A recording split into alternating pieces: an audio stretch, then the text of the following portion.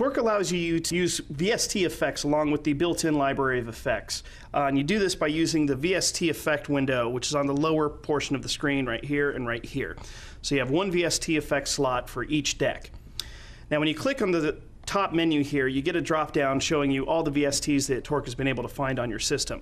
All you have to do is just click one of them, and Torq brings up its screen right here. Now the controls work almost identically to the built-in effects, being that you have an on-off button, a wet-dry mix, and then two controls for parameters, a knob and a button. But unlike the built-in effects, there are no direct mappings for the knob and button here. You have to do those yourself to specify what parameters within the VST effect you want to control. So the way this is done is very similar to the MIDI mapping that you would do for assigning controls on the exponent or on a trigger finger or anything like that. It's done with the right click. But this time it's a two-step process. You have to right click to learn the control in the VST interface, and then you have to right click again to learn the MIDI control that you want to use to control that. So for example, when I get this effect going, I'm going to turn it on and turn it full wet and start the music.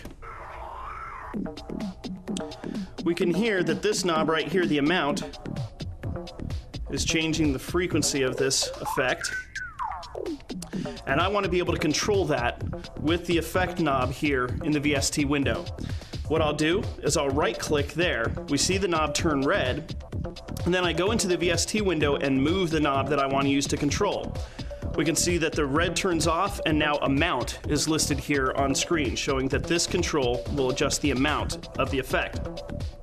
Same thing for this push button here. I'm going to right click on the push button and then click on this toggle switch inside the VST. We can now see that the Torq has learned that parameter as well. So now I can control these things right from here. I'm going to turn it on, and you can see that knob that I was using earlier is now under control right here. And I can turn off the effect there.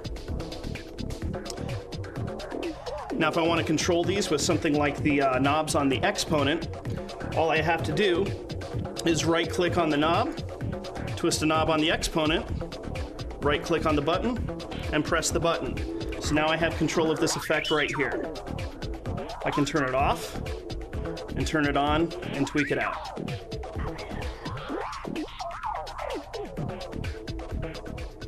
That works with any VST in the same fashion. In fact, you can even assign the button to toggle a knob between max and minimum values, or you can use the knob to turn a button in a VST effect on and off. As soon as you get up all the way, it'll turn the button on, turn it all the way down, turns the button off. So you're free to use any VST you want, mapping just like that, allowing you to control it from hardware.